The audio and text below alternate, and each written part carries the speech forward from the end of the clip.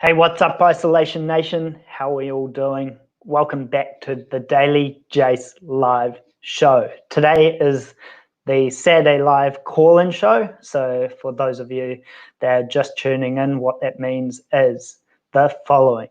If you want to jump into the call, be my guest. If you don't mind where you come from, who you are, what your background is, what your situation is, if you want to give your 2 cents on any topic, jump on in. I'm happy to chat with you right here, right now. So I have just posted a link into the comments, and all you need to do is put that link into your web browser and you'll be able to join the show. So happy Saturday, and also it's Anzac Day. So for those of you who are viewing who might not be familiar with Anzac Day, maybe you come from further abroad than Australia and New Zealand, Anzac stands for Australian New Zealand Army Corps, and it's our Remembrance Day to remember all of those people who have served in our forces and who have been in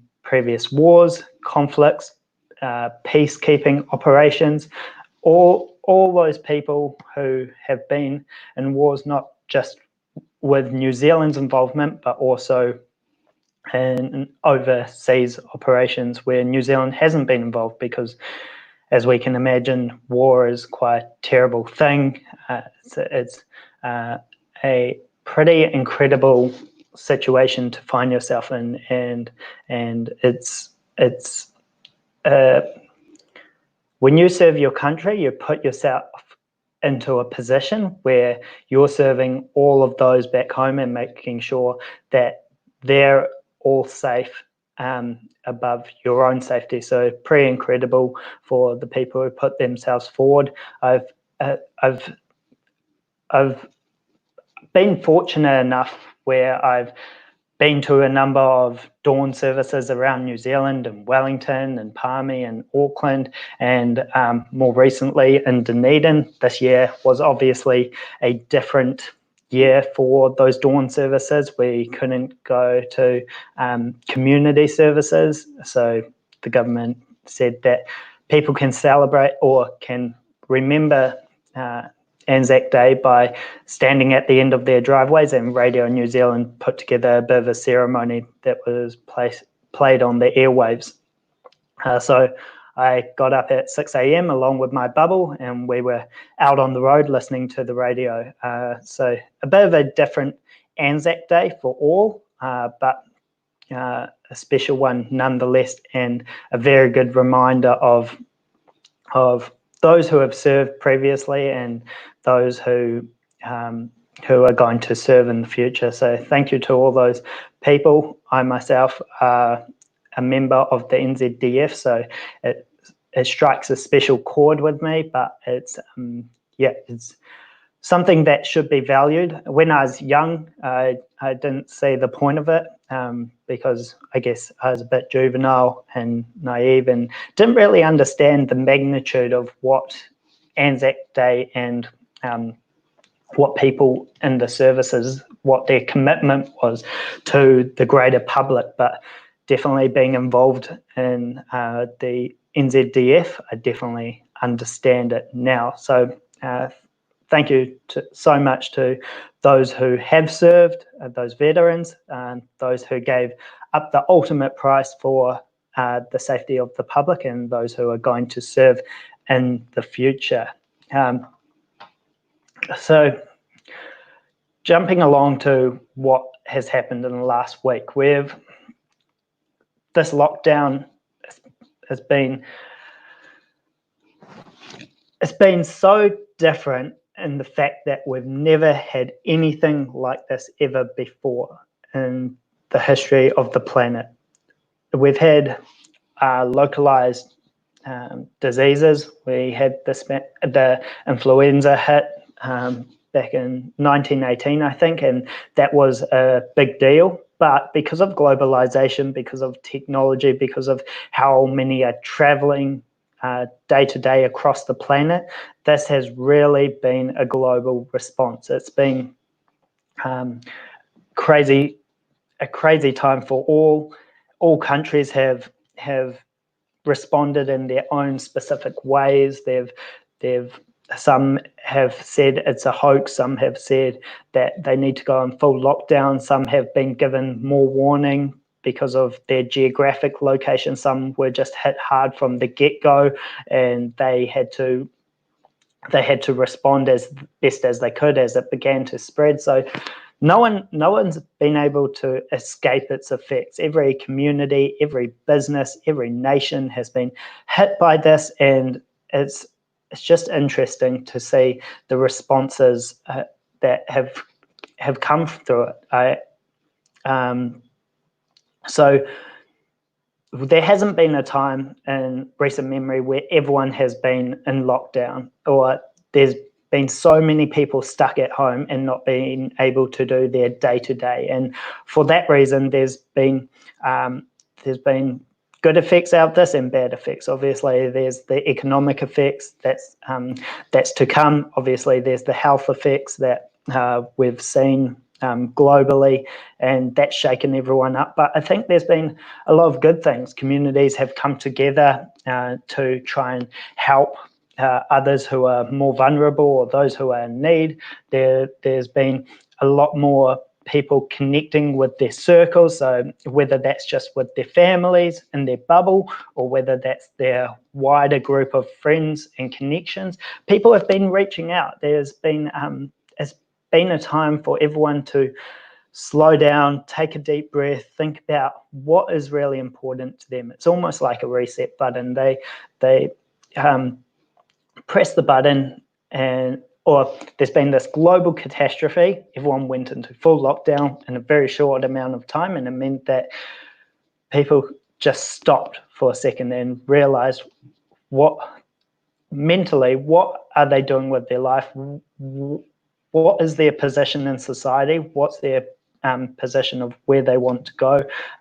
It's been pretty dramatic, and I've had some conversations with friends who some of them have been made redundant, some of them haven't, some of them have been struggling to get work done just because they're in a home environment. Some of them have been figuring out how to go virtual because they've always been in a work zone where they've done business face to face. So it's been interesting to see individual responses, but also the collective response. I know I've been consuming a lot of content online, just been following the media.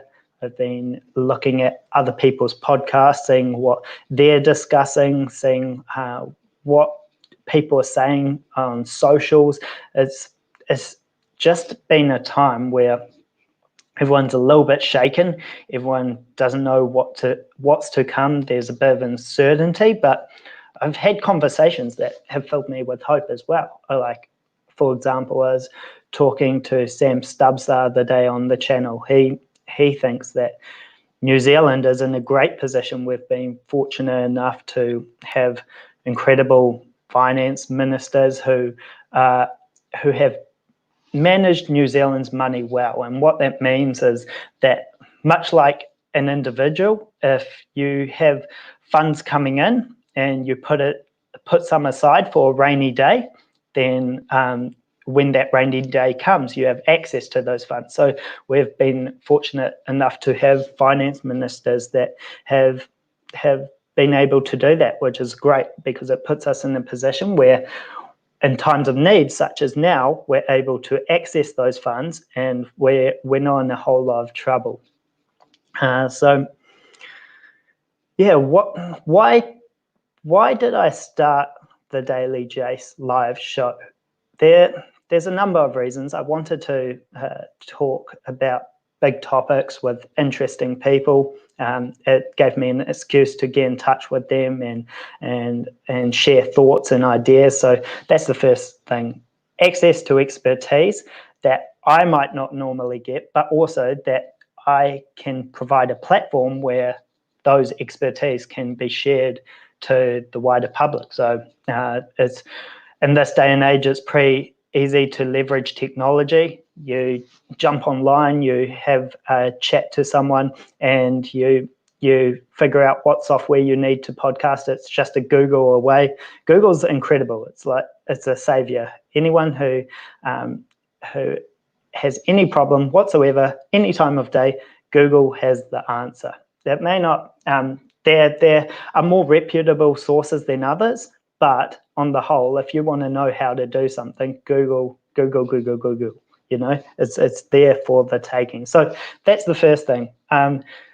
Find experts in their own domains, have conversations with them that are relevant, and also be able to share it with wider circles. Leverage technology is pretty incredible that we can do this in this day and age. So that's the first thing. Next thing, there's this interesting thing that happens when you commit yourself to a project. When you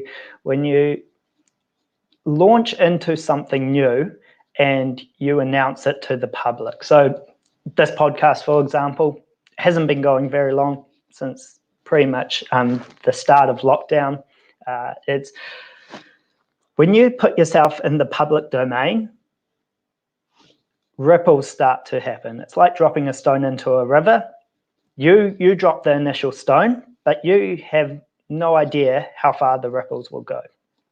So I have been contacted over the last week or so from people I haven't seen in years. They have gotten in touch just to see how I'm doing. Some of them have gotten in touch to say, how did you get access to that person? Or even, I'm thinking of starting a podcast. What steps should I take? And I think that's awesome. Like, you don't know how far the ripples will go, and the longer you commit to something, you sort of build up momentum. There's this cool thing that happens when you're passionate about a project and you want to jump in the deep end. There's peripheral effects that are normally positive that you wouldn't expect. And for a lot of people, it's quite scary to put yourself out there and talk about big issues, to start a project.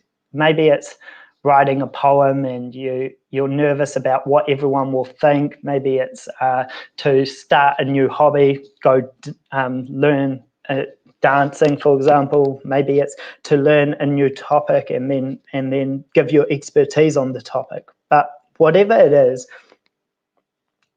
there's normally very good things that come out of it if your moral compass is in the right place and you believe in what you're doing. Now, everyone has a different slant on what morals look like, but if you are a good human and you're trying to do good things, then good things come back. Karma, I believe, is a real thing. You get what you give and you give what you get, and it's sort of this big cycle of a positive feedback loop. So if you give negative things out into the world, then negative things come back. So it's in your favor to try and help others. There's the altruistic thing that you should be a good human and just help others, but it normally comes back to you in ways you don't expect. So that's the second thing. Just starting a project can have massive impact on your life personally. Third thing was that I like to do things that are hard and scary. Now, a lot of people, when they think of hard and scary things, they tend to retract. And I think after a while, competence builds confidence, right? So if you excel in a certain domain, whatever that domain is, it builds your confidence in other areas of your life. So for me, my turning point was underwater hockey. When I was 16, I was a pre-junior player. The story goes, when I was in the Wellington Bees, no, I didn't even make Wellington Bees team. So I'll take a step back. I was playing for a school team, and I went to trials for the Wellington under-18s regional teams. I wasn't very good. I didn't get selected for the A's team. I didn't even get selected for the B's team. Okay, so there was an A's and B's, and I made the last trial and then got cut. After that, I waited for a couple of weeks, quit going to trainings, but then the coach called up again and said, Jase, we have a spot available because one of the dudes, he injured his arm. So I had a break. The whole team knew I wasn't meant to be in the team because this other dude was meant to be there, but I took his place because he got injured a week before tournament. So we went to tournament. I think that one was in Rotorua. It was an amazing experience. We got smashed, like absolutely smashed. I went into it knowing that I wasn't the best player. There were all these current New Zealand reps in other teams, not in the Wellington Bees team, but I jumped into that team and we got smashed. I think we came like 6th out of 7th or maybe even last place. I can't quite remember. From then, the New Zealand rep trialists were selected. It was safe to say I didn't get selected. That's all good. I didn't really think I would. I was more going to have a learning experience. I was excited by the event because I'd never been in an event of where the skill level was that high. So I went along, and then a week later, the coach for the New Zealand trialists, he said, okay, we're making an open trial. And I instantly put my hand up because I knew if I got smashed at regionals, I'd get smashed at New Zealand reps, but at least I'd learn a whole heap in the shortest amount of time. And from there, I put my heart and soul into it. Hard work works. I trained day and night, went to all the trials, and my learning just accelerated. So I managed to make that New Zealand team and then a few New Zealand teams after that. So the relevance of that story is competence grows confidence. So that was my turning point. That was when I realized that if I work hard and I jump into stuff that it seems hard and scary, then I'll learn a whole bunch. And even if I fail, it doesn't really matter because there's many other areas. So it sort of transfers into all areas of my life now. I try lots of different things. I'm involved with some business. I'm involved with, I'm a university student. I'm part of the NZDF. I launched this podcast. So there's a whole bunch. I'm a juggler, that I throw a few balls up in the air, and unfortunately with juggling, sometimes balls drop. It's just the way it goes sometimes.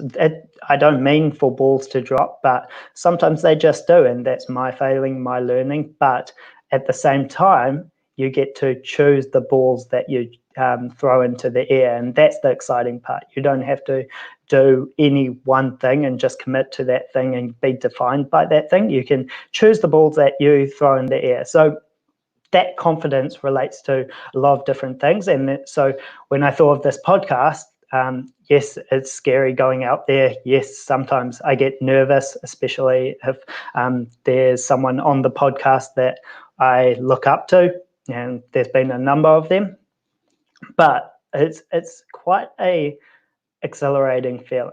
You get the chance to look into. You get a chance to just have one-on-one time, ask the questions that you want answers to, and then hopefully if you give value to the rest of the wider community, they also can take away whatever it is that they want to take away. So for those viewers who have just jumped on, say hi if you're there. Also, where you are viewing this, it's always interesting to see who pops on these things. And if you want, hit the link that is in the comments at the moment and you can jump on the show. As simple as that. and you can talk about any topic that you want to. Obviously, COVID has hit the world in a big way, but the individual circumstances differ. So it's interesting to hear everyone's stories, their backgrounds, what they're up to at the moment, and you can give the podcasting world a shot for 5 or so minutes. I just want to quickly thank everyone who's been on the show. Yes, I've written these down. The reason for that is I don't want to miss anyone out, because that I'm really grateful for them jumping on the show.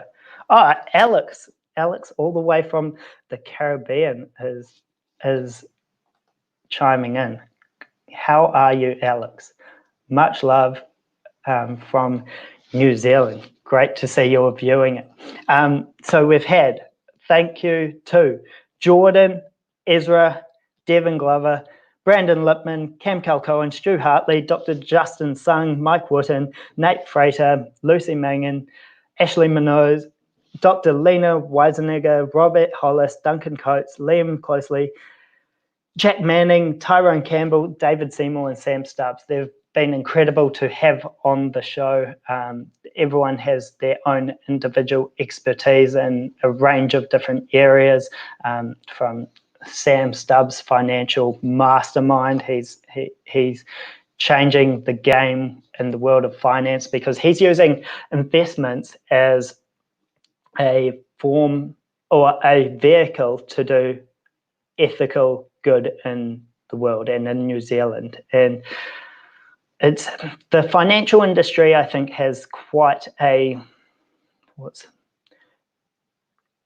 lot of people connect evil connotations with the financial industry, and there's reason behind that. A lot of these big banks around the world, and they make a lot of profit, and they pull a lot of strings, and they're machines that generate money.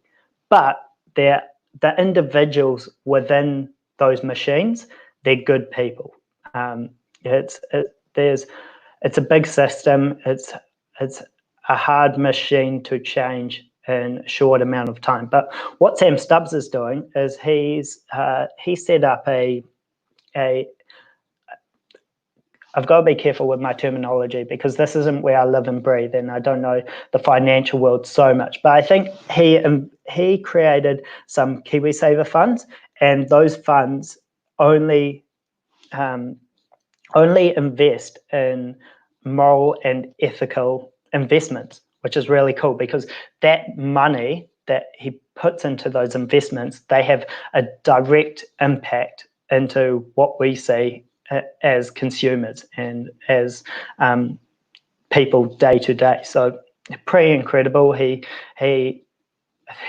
describes it as his midlife crisis, where he had been in the investment banking sector for a while, and then he thought, how could he contribute to the world? So much respect to Sam and what he's doing, and I'm looking forward to what he comes up with in the near future. If anyone is interested in this topic, check out his TED Talk.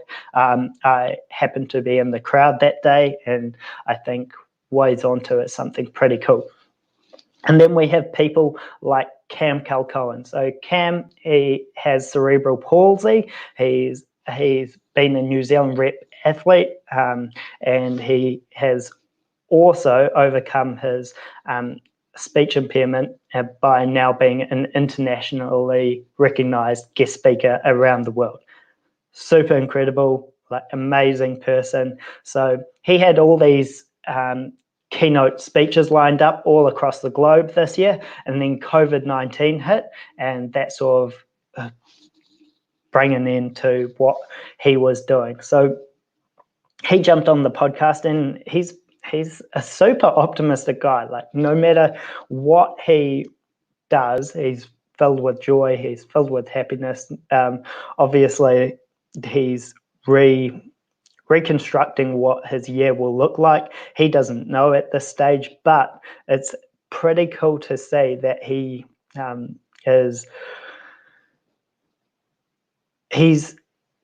So he's a keynote speaker, and I think he's going to reorientate himself as doing them across the internet and just podcasting and coming in Zoom calls. It'll be interesting to see where he lands, because he's such a top guy, and I hope that it all works out for him. In fact, I know it will, because he's a go-getter, and he says he took his main fears, which is the way he talks and the way he walks, and turned them into his biggest strength. So people like that, I don't have any worries in the world about. They'll turn it around no matter what. We also had who else? Dr. Justin Sung. So he's a super interesting dude, because he is an ex-doctor, left the medicine profession because he believed he could make a bigger impact through his education, social enterprises. So he started those social enterprises when he was going through med school, and also when he was in his early stage of his doctoring career. But he realized that one, it was, I think, a bit unsustainable for him, but also that he felt that it was a little bit inefficient for him. Anyone who knows Justin knows that he loves efficiency. He loves like getting stuff done. He's very like that. He's very empathetic for other people, a kind-natured person, but he's a doer. So if he sees inefficiencies in the health system, and all health systems around the world have inefficiencies, there's no perfect system. I'm not bagging on the New Zealand health system at all, because anyone who does a job that I can't do, I absolutely have to respect. Even people who do stuff that I do know how to do, I respect. But the system is a machine that he found he couldn't work in because it was too inefficient for him. For anyone who's just joined, you can jump into the show. We can have a chat for 5, 10, 15 minutes and just talk about whatever topic you want. Obviously, there's just got a comment from Thea. New to your channel, Jase, just tuning in. What is your political leaning? What do you stand for? And what do you think of Labor's gun legislation? Cheers. Thanks for that, Thea. So, politics. The political arena is pretty interesting. I agree with some things on the right, and I agree with some things on the left. I know that's a very diplomatic answer. I don't like to put myself in a certain category. The reason for that is because I think that on both sides of the political spectrum, you get people who also got a follow-up comment. Wow, you got my name right. I'm glad I did. But you get a lot of I think with politics you get a lot of arguing that's not necessary. Everyone is trying to do the right thing at the end of the day, and it's hard to when you put yourself into a political category, people assume things about you, and they come to conclusions, and that's what I don't like about politics. And with the Labor's gun legislation, I don't know whether I fully agree with it. They moved very quickly because of what had happened in Christchurch with the Christchurch terrorist attack, and I think a lot of New Zealand was upset, a lot of New Zealand was angry, and they had to move very quickly in order to show that they were doing something about it. I think some of it could have been reconsidered because it affected a lot of people, and most of those people were correct. I think the screening process needs to be improved in order for people to acquire weapons of that or firearms of that nature. So, they had to make moves, but I'm not too sure if they got it completely right. Maybe in the next for the next government, they might amend it, maybe not. But I think they had to do something. I'm not sure if they did it in the right way. And also, I don't know too many details with everything that happened because I'm not a firearm owner myself. So I don't know the ins and outs of it, but that's my gut feeling to that answer. If you want, jump on the show and we can have a chat about it. Happy to do that. But who else have we had on the show? We've had David Seymour, obviously. So David was a really interesting character that we had a few days ago. We have someone who is streaming in. David Isaacs, the champion. Jase, how you doing? Oh, fantastic. What is new with you? Good, man. I thought I'd jump in. I'm not sure did I cut you off in the middle of something or? No, go for gold. Fantastic. You take priority, mate. I'm going to say something hugely unpopular, which is I'm looking forward to going back to the office. Before we jump into that topic, tell everyone your quick five, your background, what you're all about, and how you came to be here. Sure thing. So my name's David Isaacs. I'm based in Singapore. I'm a Kiwi lad, and I work for a US Silicon Valley tech company running the regional go-to-market strategy. So I've been doing this for 5 and a bit years up in Singapore.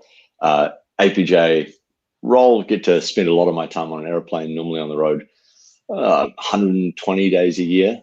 For me, it's been pretty unusual to be stuck at home with my family for the last 7 weeks now, and really interesting to see how do we change the way we do things and how do businesses change and adapt along that. So it's been a bit of fun. Yeah. So what's happening in Singapore? Because I've got no clue. So Singapore, 3 weeks ago, they announced a circuit breaker, which is equivalent to New Zealand's lockdown, but we can have takeaways. So that's like our level 3. Yes, with a little bit more restriction. So no one's really allowed to go to work unless you're essential services. Yep. To be outside, you have to wear a mask, and there's a $300 instant fine if you're caught outside without wearing a mask, or if you're caught outside interacting with someone who's not inside your bubble. Okay. So social distancing with masks, pretty much. Yeah, exactly. So It's level 3 plus, and it's been extended for another 4 weeks. So we'll be in this from the start of March until the end of May. Oh wow! Okay. Yeah, it's going to be a few weeks of this, and the extension's been driven by the rapid increase in number of coronavirus cases in the migrant worker population.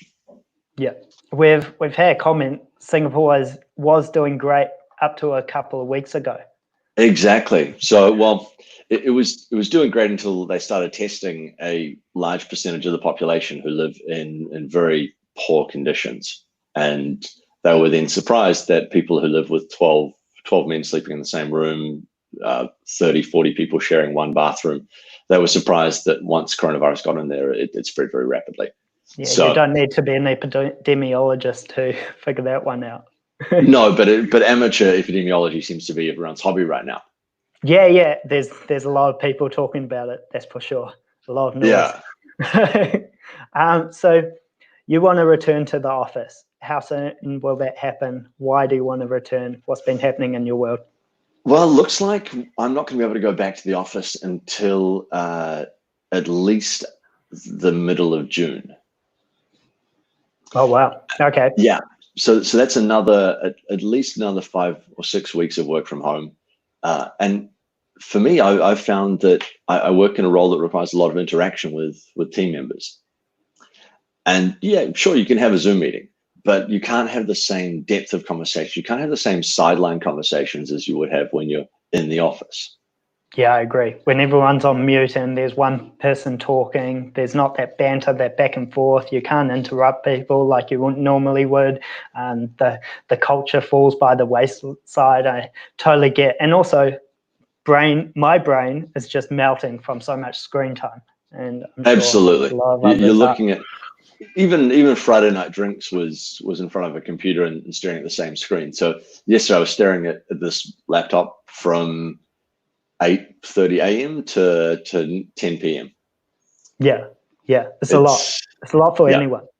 So I'm looking forward to getting back into the office and being able to interact. I do think this period will have changed digital transformation for a number of companies. There will be people who didn't previously think they could work from home, who've found out ways to do it.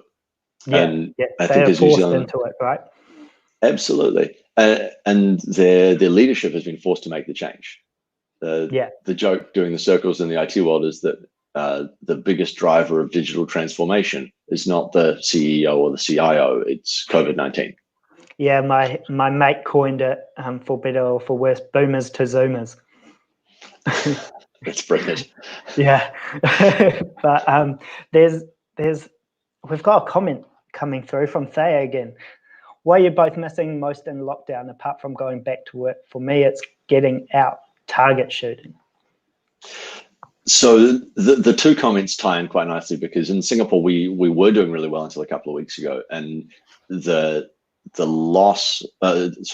decline in health and the increase in numbers is driven by a community that's not looked after very well here. So there's 300,000 foreign workers who are stuck in these dormitories, and they're doing it really tough right now. They can't socially distance. They're not with their families. Their families are back in India, Bangladesh, or Pakistan, and so for these guys, this is absolutely horrible for them.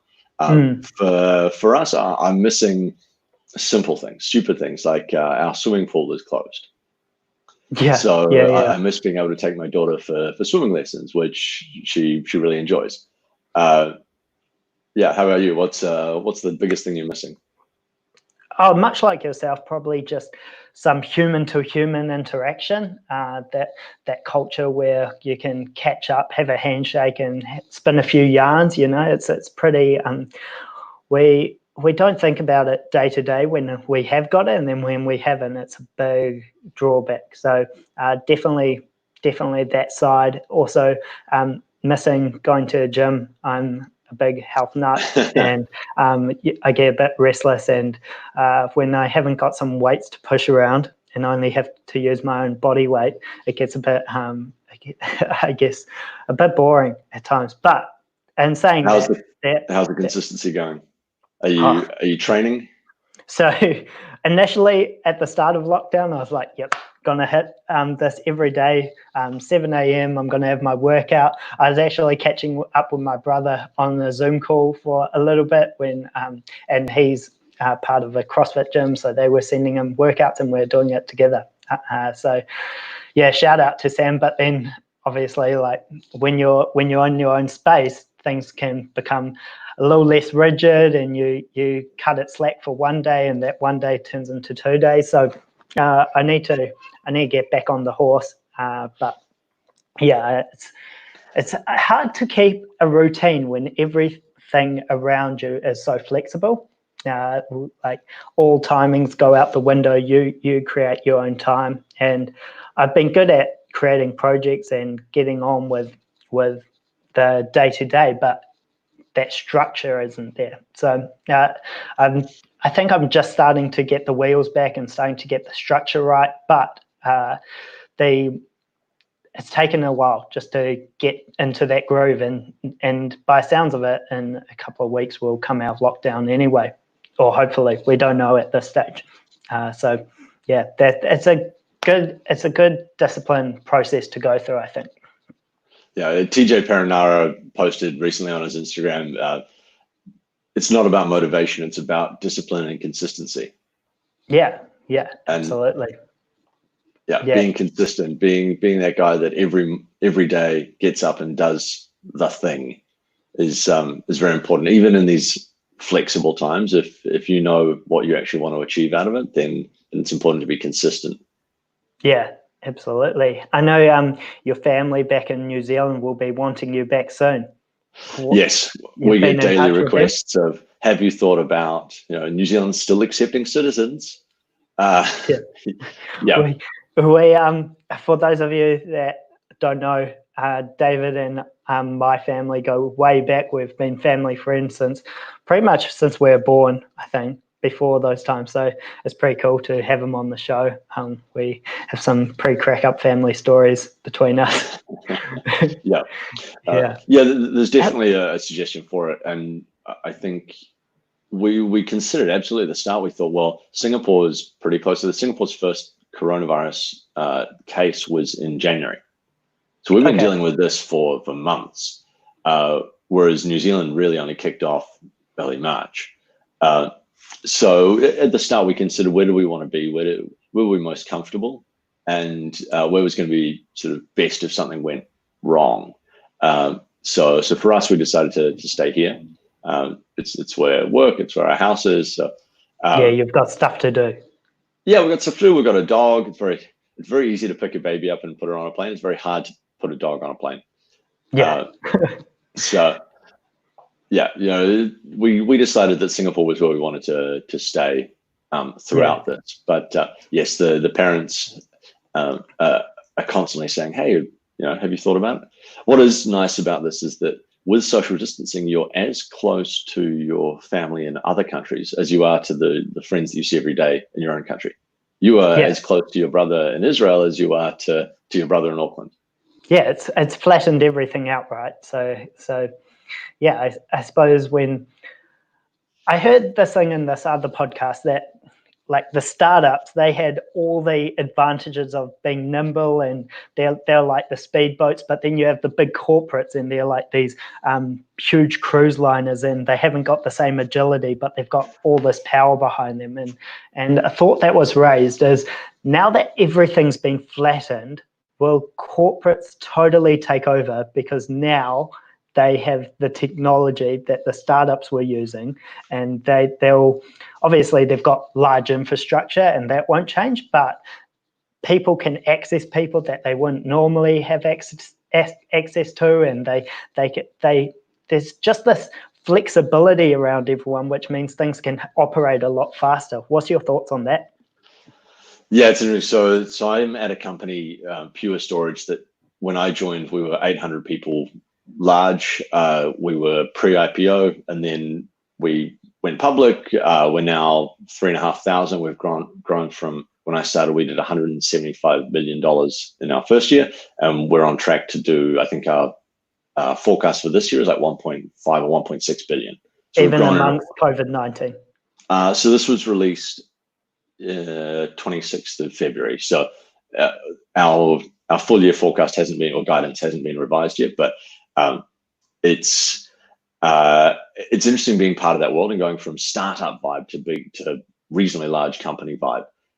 I do think that businesses like insurance, like finance, are going to change the way they do things. And businesses that previously have said you can't work from home because it reduces our security or availability, or we don't even have the setup to do that. Yeah, you're right. It's going to allow them to do that. But startups still have the people access aspect, and you can make decisions in a smaller group, and you can get things done without the politics.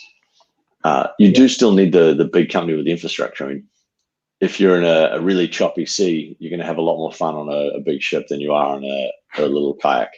So yeah, that's for sure. They definitely have the resource behind them. I just wonder if like some startups will get swallowed up by the infrastructure of these big companies, and whether these big companies that will take the opportunities that previously like startups were able to take over. Yeah, I think the bigger risk for startups right now is funding and economics. Yeah, if they are able to survive, if you've got a good, solid business proposition and it's something that you're doing that better than anyone else, you will survive. Yeah. If you were doing something that perhaps isn't that differentiated, perhaps the business model isn't quite as strong as you first thought, then it becomes a lot more difficult. Yeah. We've had a question from Thea. What's contact tracing like in Singapore?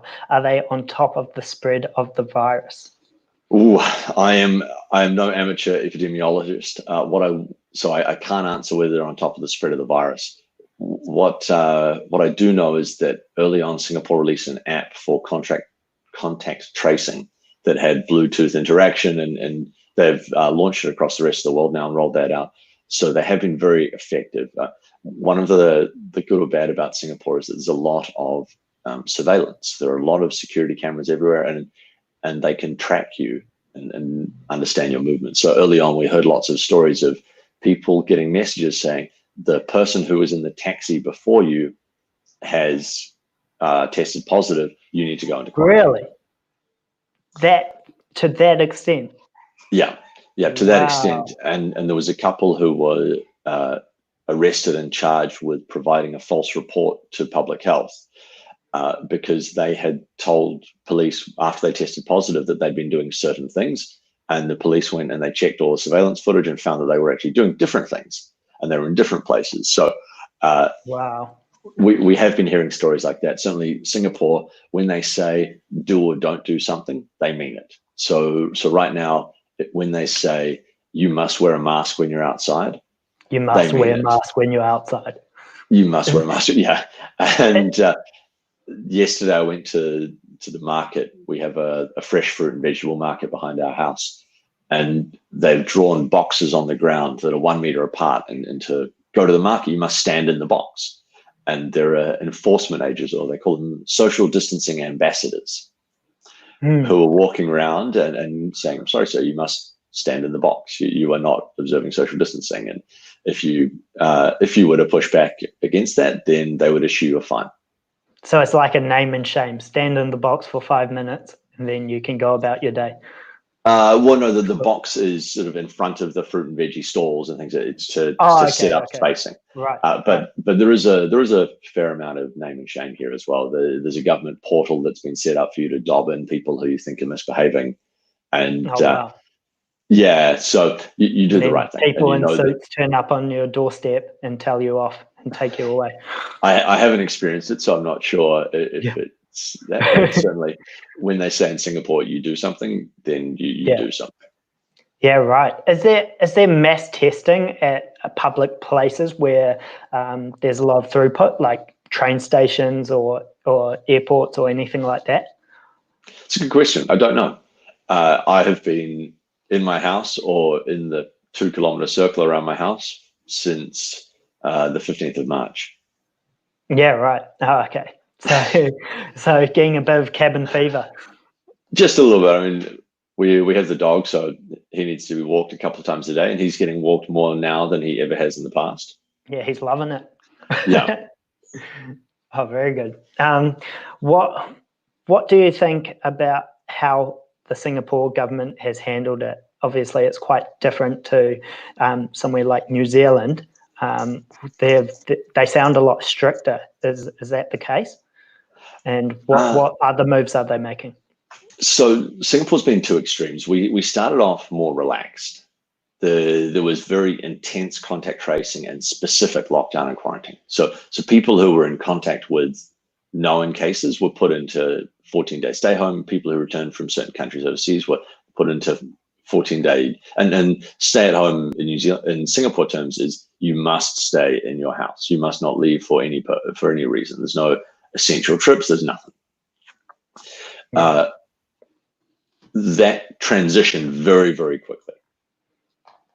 Transitioned very quickly to full lockdown and no social interactions and no going to the office. And so it's hard to know whether they've done a good job or a bad job. I think they've played it by and the challenge that countries other than New Zealand and Australia face is very hard to lock borders. When you're an island nation, it's very easy to lock down and not let anyone in, especially New Zealand being at the far end of the world.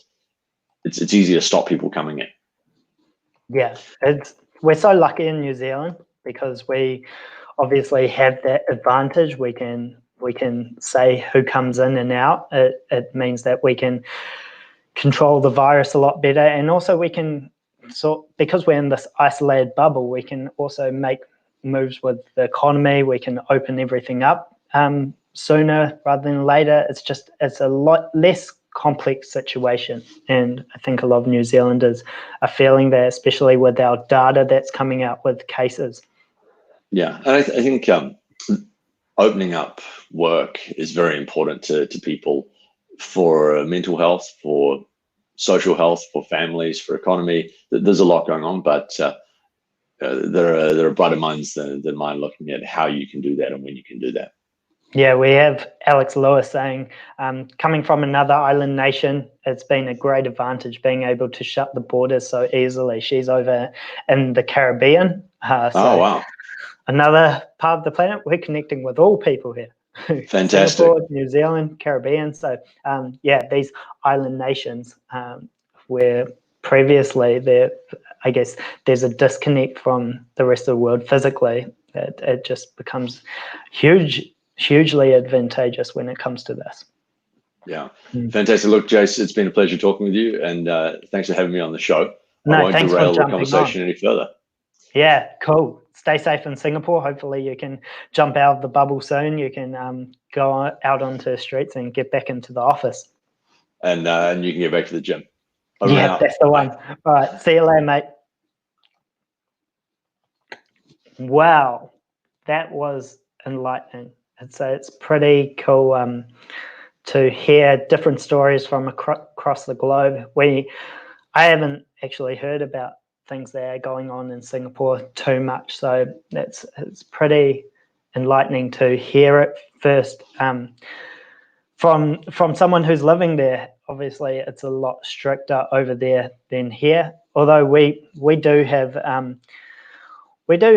a certain amount of rules and regulations, but over there it sounds a lot more serious. If you break the rules, you will get into a certain amount of trouble, and people are dobbing people in, and they also have a lot more tracking. Like that camera story, wow, that totally blew my mind because I don't think New Zealand has it to the same extent, and if so, they haven't been enforcing it.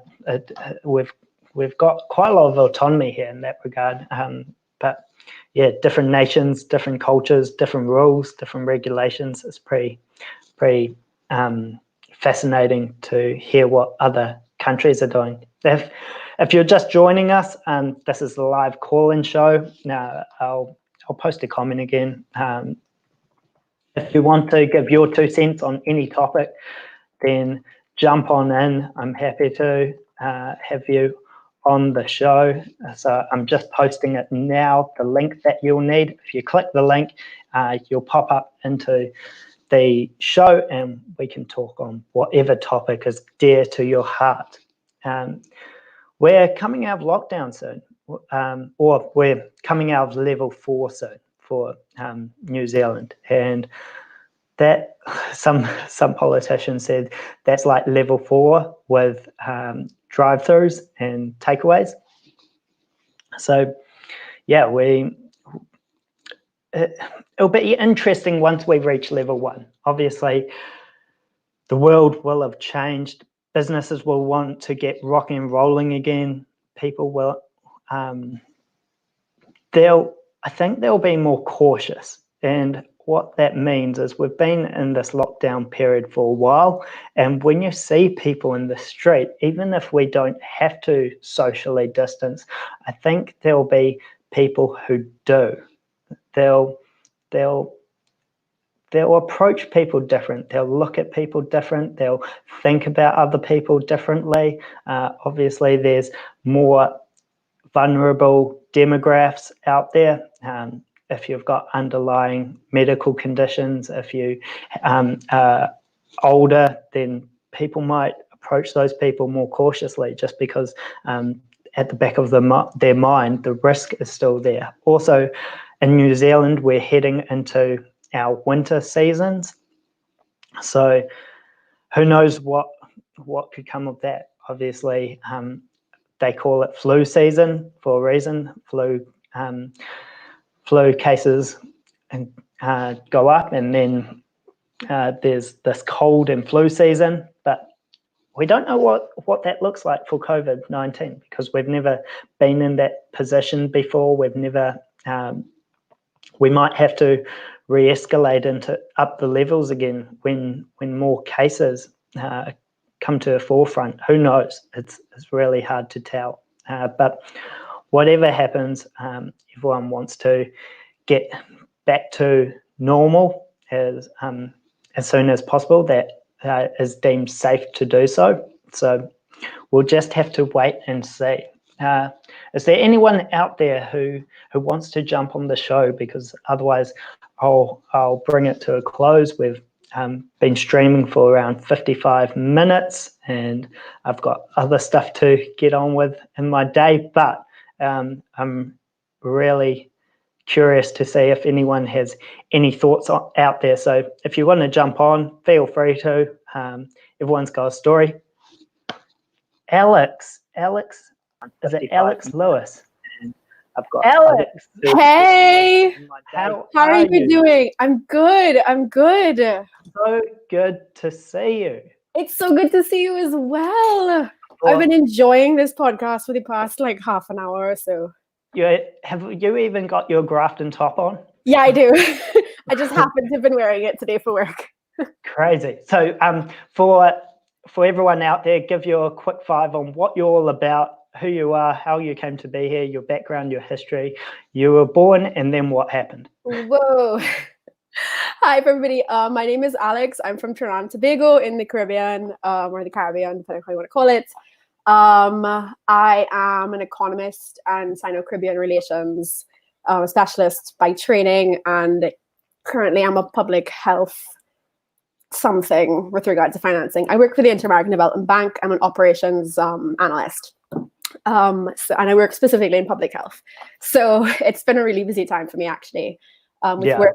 And had I come to be here, I know you because we met in 2015 when I lived at Grafton in New Zealand. Awesome. Yeah. And what's been happening in the Caribbean? What's been happening in the Caribbean? That's a very different story to New Zealand. It's not as different as you'd think. You guys entered a lot earlier than we did, but it came to us a lot later, or was reported to us a lot later. We had our first case, I think 40 days ago. I've been keeping a calendar, like 48 days ago or so. And ever since then, it's been a series of leveling ups. Personally, for work, I have to keep track of what the other islands have done as well. So it's at varying levels of closure. So some islands are in total lockdown, the way New Zealand is, except you can't go out for food. You have like specific days of the week you can go out. And other places, like here in Trinidad, we're under stay-at-home orders. We aren't technically under a state of emergency where you have to stay home. And there's like martial guard. There's none of that happening. But police are out. Army is out asking that, please stay home. Why are you out?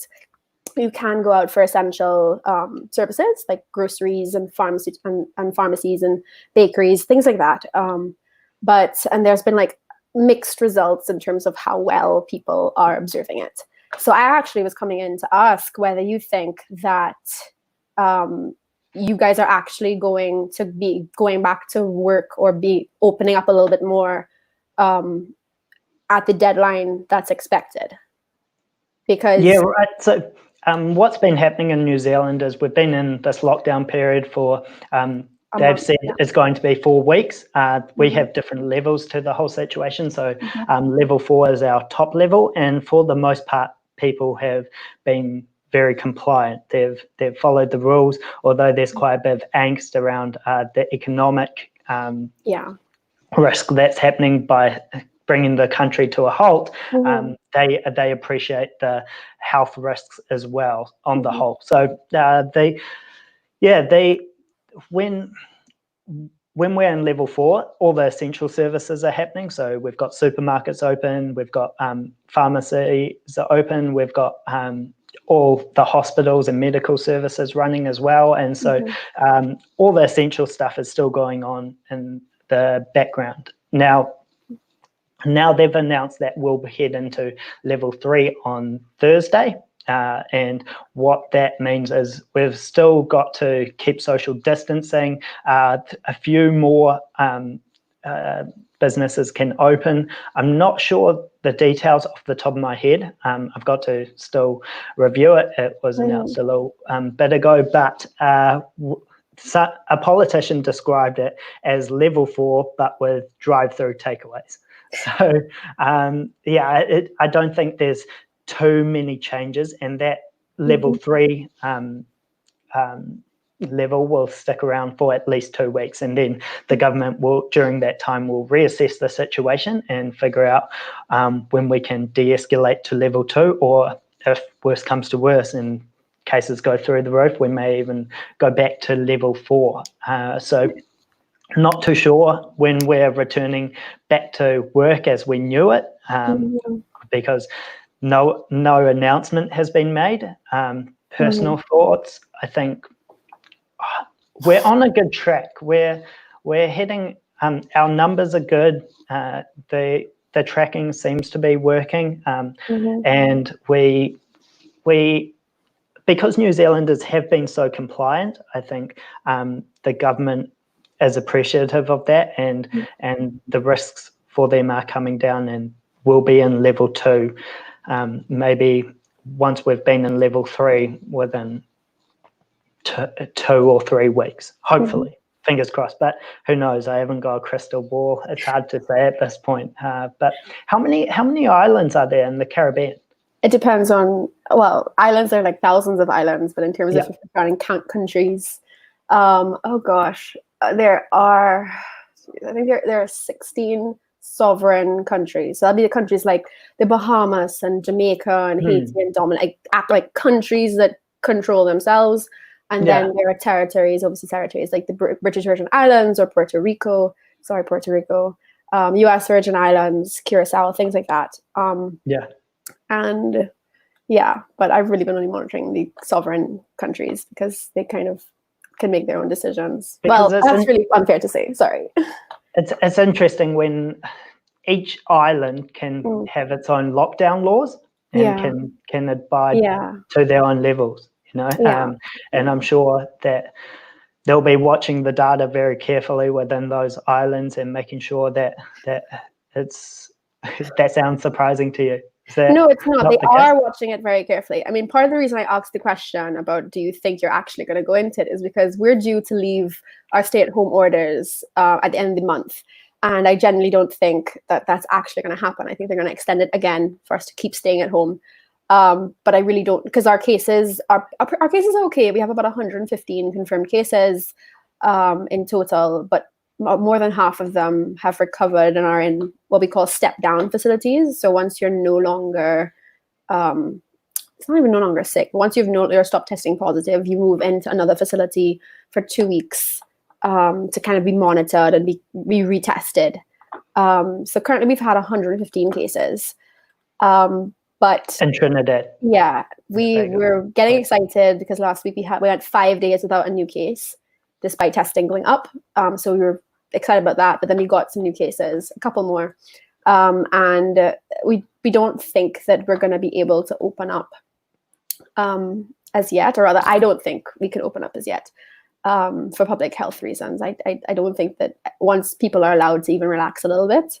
I feel like Trinidadians are a bit more lax than New Zealanders are, in my opinion. You guys tend to, you're much more laid back, but you also kind of obey the rules. We don't really care that much. Like, we probably will go out in the streets. Like, we probably will be going all over and not socially distancing.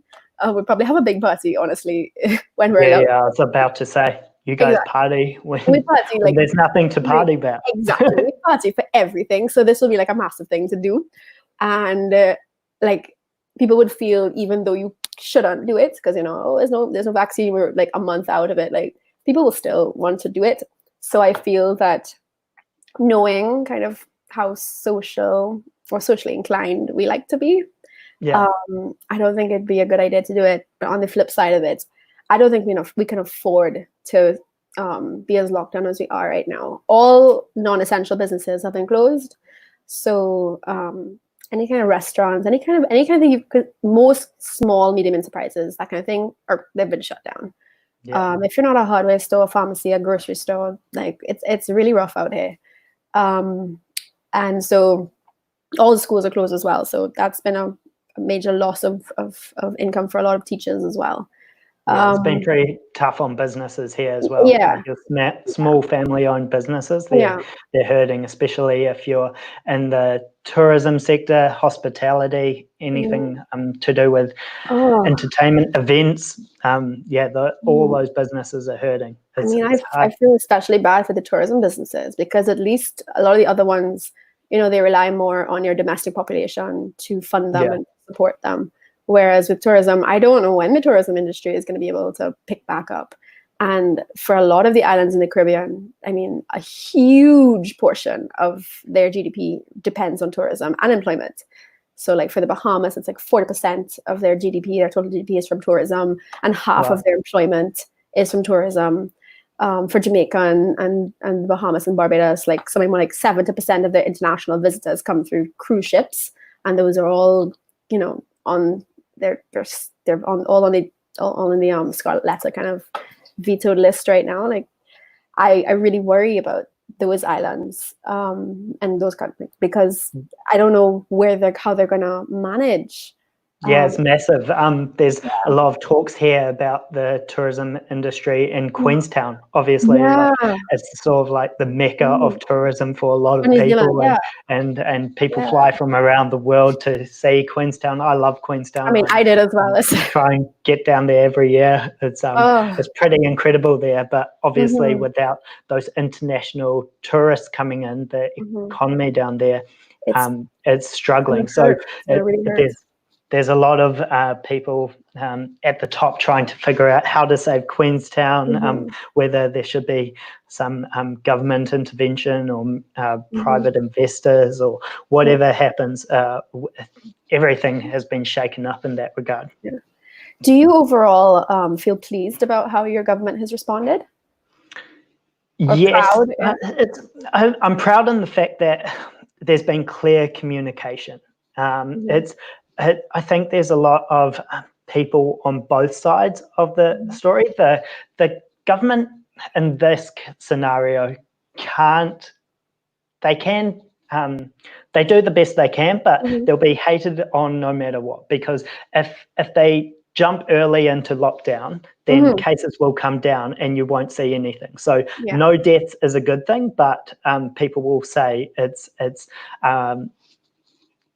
wasn't worth it, or like obviously like we shouldn't have done this because the data's not there, like we don't have any cases. On the other side, if they had waited, then there would have been a whole bunch of deaths, maybe, perhaps. It's hard to say, but what I think is really great is that there's been clear communication. There's been Dr. Ashley Bloomfield. He's been amazing. He's our medical director general. He's been clear and articulate. He's really stood up in terms of his leadership and making sure that the public was informed about what is going on. And then obviously Jacinda Ardern, she has this way about her where she steps up in times of crisis and manages it quite well. So I think we're really lucky to have those leaders.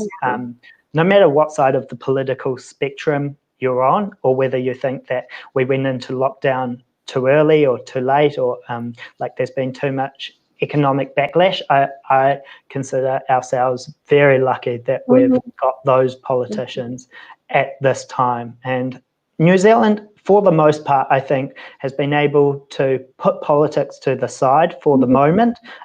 This is election year, so I'm sure those messages will come out later in the year. But for the most part, they're standing together and they're saying we need to get on top of this health crisis, which is pretty cool to see, because I know that hasn't been the case in a lot of countries around the world. So, I think we're very lucky to see what's been going on in New Zealand.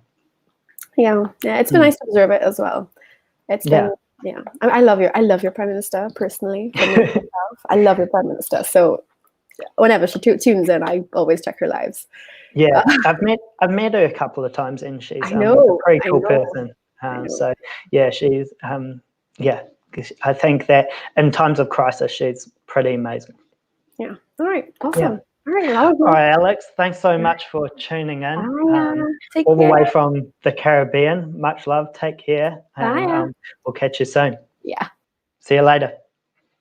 Wow. All the way from the Caribbean. That was an old friend of mine. Haven't caught up with her in a while, so pretty stoked to see her. But yeah, I think we'll bring the show to a close. It's pretty cool being able to use this medium to connect people around the world. Obviously, every country is different. We've had someone talk about what's happening in Singapore, also what's happening in Trinidad and Tobago, and then over here in New Zealand, we've got our own stuff going on.